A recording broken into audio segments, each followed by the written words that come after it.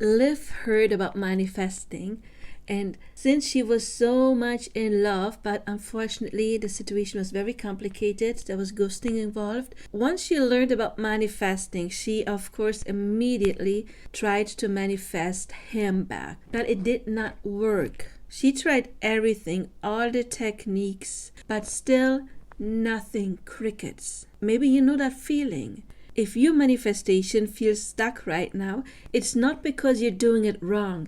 It is because you skipped the one step that actually creates belief, and it is the one that most other coaches here on YouTube miss. So I promise you, in this video, I'm going to show you exactly how to train your mind step by step. There will be 4 steps so that your subconscious finally believes that you can manifest, especially, but not just, but especially when it comes to a specific person, your divine counterpart, or maybe even your twin flame. So let's talk about why nothing is happening when you're manifesting. If nothing is happening right now, it doesn't mean that manifestation isn't working. It means that your mind doesn't believe in it yet. So you're not failing. That is very important to point out. You're not failing your manifestation. You can manifest. It is quite normal, and many people are going through this. And I have been coaching for over 20 years now. I've had so many clients who didn't have to progress in the beginning before they came to me. The problem is that you're trying to manifest something that you perceive as big, but without any proof. Try to see manifesting like a muscle, building a muscle.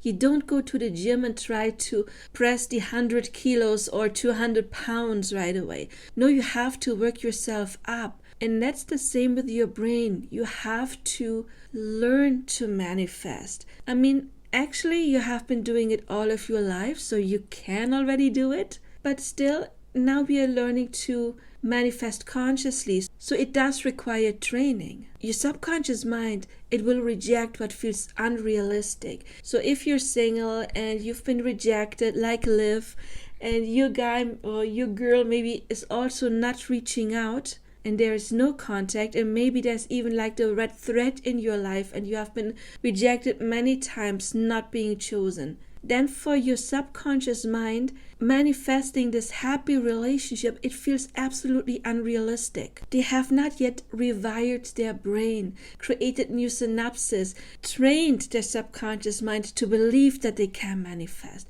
Most people, and yes, I have to admit, I have done the same mistake when I learned about manifesting, but people usually tend to jump straight to the big things. They realized, oh my God, I can manifest anything, so where is my relationship now? Where is my freaking millions? Where is all of my desires? I want mine now. But unfortunately, we have too much resistance in the beginning, and that creates doubt. And that doubt, of course, it's there. I mean, it's your old story. It's your past experiences. But the problem is, it kind of creates this loop. So you're in the state of not having it based on your old assumptions. There is doubts. And then in that energy, nothing can happen. And then you doubt your manifesting powers even more, and then there is more resistance. And that is, you could say, this devil's circle, this vicious circle. And we need to break that. This is actually where most people are getting stuck when they want to manifest their desires. It's actually a real problem. So your problem is not your technique. Your problem is that your brain has no evidence that this actually works. You know how I like to say manifesting, it's not magic, it's not woo-woo. It is not forcing your reality. It is changing something within you. It's training your brain. Like I just said, it's like going to the gym and you build your way up to the heavy weights. Your subconscious mind, it actually learns through repetition, and that builds up proof. That is why affirmations alone are not enough to manifest anything. You need to have some small wins. You need to have some evidence that you can manifest, and that evidence builds up your belief, and then that belief, it becomes your automatic manifestation. And maybe you have seen many manifestation coaches who have been manifesting for a while. They have this big breakthrough and they're trying to teach you, oh no, it doesn't require techniques. You just have to get into the state. It's actually so easy. Yes, it is so easy once you have build up that proof in your subconscious mind. But if you have not done that yet, well, then it's not that easy yet. Then it does require the work. So please, even though those manifestation coaches will tell you it doesn't require work, you can just get into the state, they are actually right about it. But then at the same time, they're not right about it because it works for them because they have done the work in the beginning. But listening to those kind of coaches, that will only basically make you believe that you're not good enough, that you're failing, but everything with you is completely normal. We just have to start building from the ground up. So I will give you my 4 steps now to create the belief that you can manifest anything. And it's actually so easy. You cannot fail. If you can't even manifest small things, your brain will never believe that you can manifest the big things. And the big things, of course, when we talk about manifesting, there is no big or small. It's just our mind that thinks that some things are big and some things are small. So when I say big, we mean the big desires, the things that are typically what you haven't experienced in the past, things that are not your normal state yet. So the step 1 is you start manifesting little things you don't care too much about because you don't have any resistance when it comes to those. When you don't have any resistance, then it is easy to manifest them. And what are small things you don't care about? For example, you can manifest seeing purple cars. They exist, but unless your neighbor has one, you probably don't see them all the time. If you do, pick another color, but boring black and blue and red does not count. Pick a color you don't see often, like turquoise or purple or like a bright pink. Or pick manifesting flowers. But here the key is be open to where they come from. Don't try to manifest your person giving you flowers in the step yet. Just imagine getting flowers. And when I did that, I got flowers from a work contact out of the blue. One time, my neighbor, an elderly lady, had just picked one and just handed it to me when she saw me. And then my mom got me a bouquet when I was sick and she brought over some groceries. Manifesting animals, but not the kind of animal you see out there all the time. Something more exotic that is not ordinary, that is not fashion right now. And you will see how those images maybe find you, how you find memes, or you turn on the TV and you see that kind of animal. One thing I like to manifest is when I go grocery shopping that at least 3 items on my grocery list are on sale in that moment. The key is you need to pick things where you don't have any emotional attachment because that equals no resistance. And that will help you manifest faster. And that fast success, it will give you some dopamine. And we always like that, right? A little dopamine hit. But also your brain starts trusting the process. You get new synapses that are formed. And your subconscious mind realizes, oh wow, this is actually working.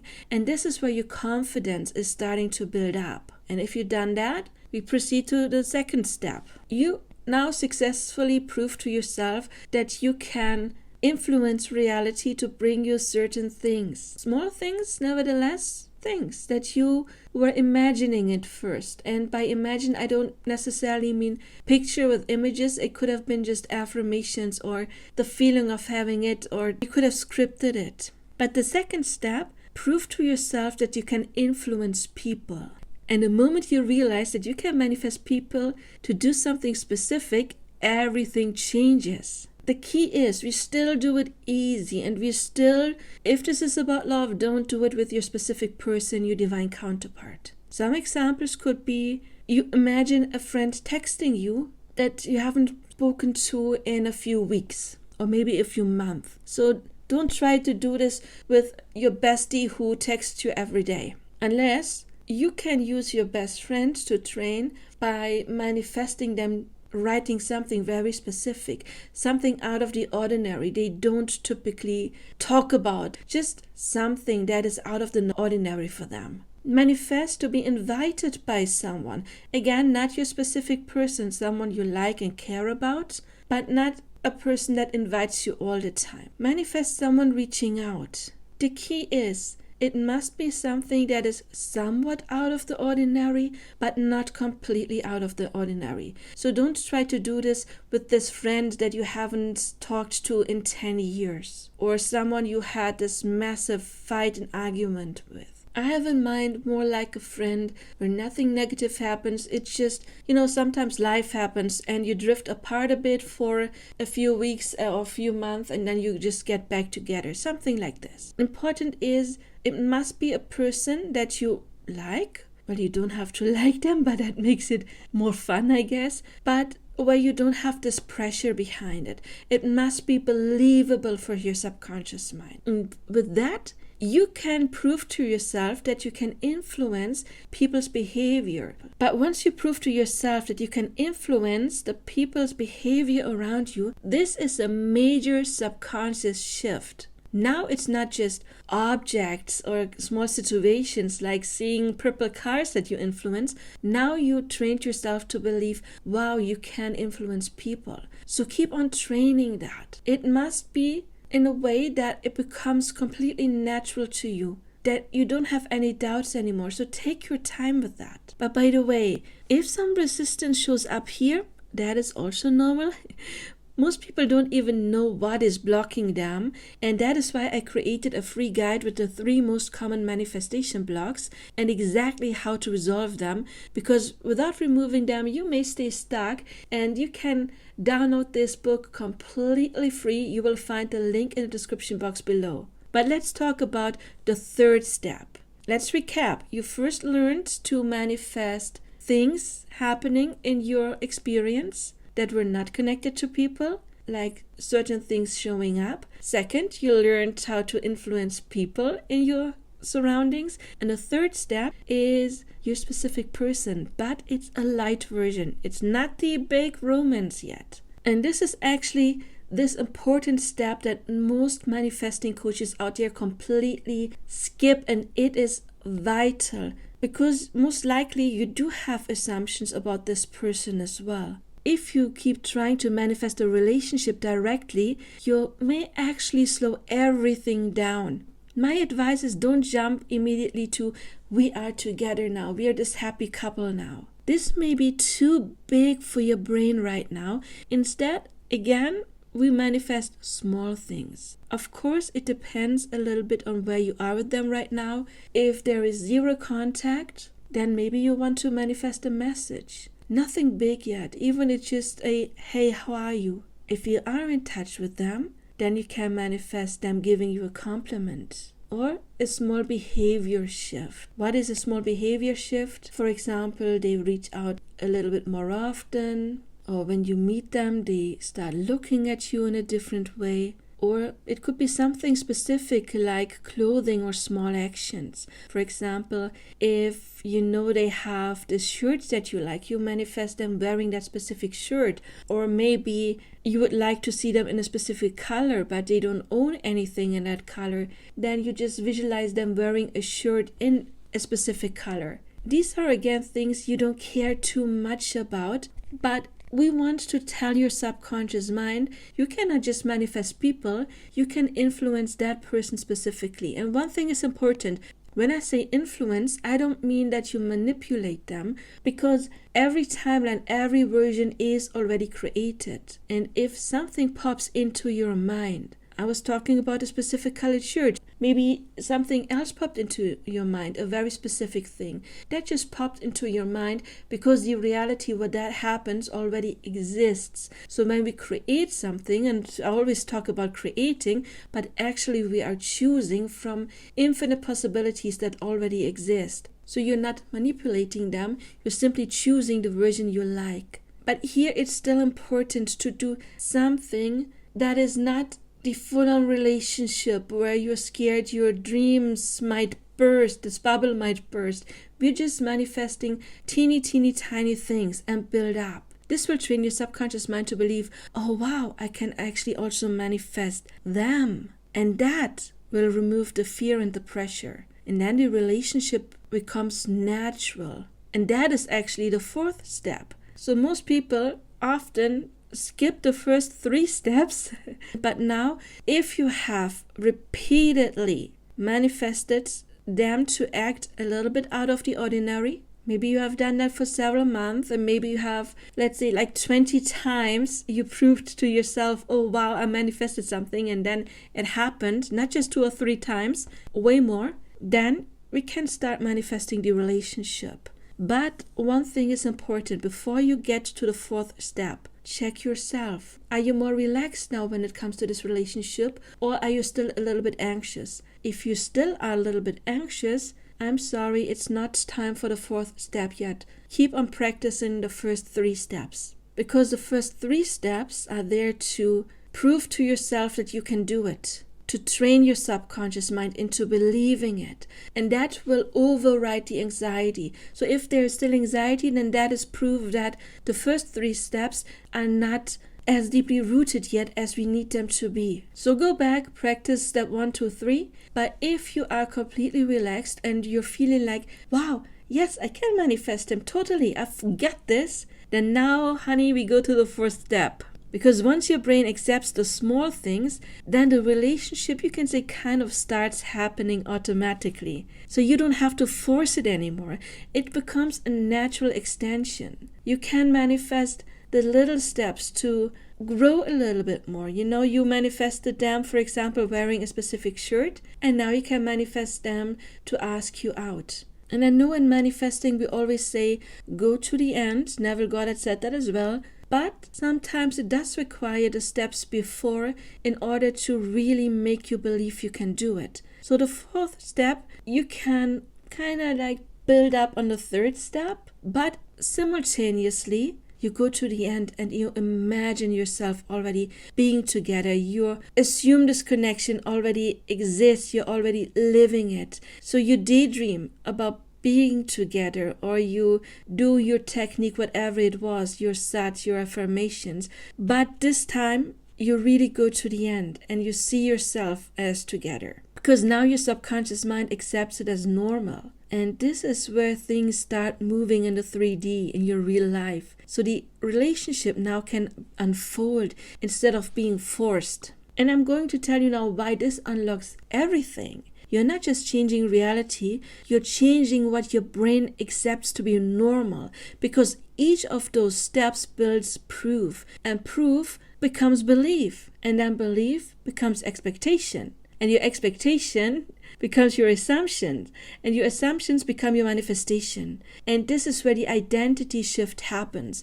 And now you're going from trying to I manifest naturally. And if you have practiced that, then yes, you can be like those manifestation coaches who say, oh, I don't need any technique anymore. I just step into the state of having it. Because now you have trained it. Now you have the base. But if you want to go a little bit deeper in this, then you can find the link tree in my description box where you can get my Manifesting 101 book, where I go through all of the 18 common blocks that I have found when it comes to manifesting. I teach you exactly how to solve those, and plus with techniques that actually work for your personality, because not every technique works for everyone. So you will find out what technique is best suited for yourself. But let's talk about why most people actually fail when they're manifesting. They don't fail because manifestation doesn't work. They fail because they skip the process. They're jumping straight to the big desire, and then they're obsessing and they're checking constantly, is it here yet or not? Where's the progress? And they're ignoring the small manifestations, and then they kind of break trust with themselves. Then they think it doesn't work, but it does work. You're not failing. It's just not the right order. You need to build up on your desire. So do this today and see what happens. If you do this correctly, you will start seeing results faster than you expect. So you pick 1, 2, 3 small things daily. Keep it playful. Don't overthink. As I said, purple cards, turquoise cards, seeing hummingbirds. That is something that I did.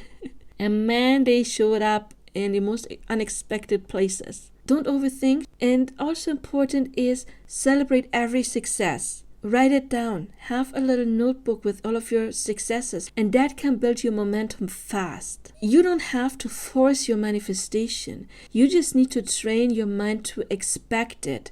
And once your mind expects it, then reality has no choice but to follow.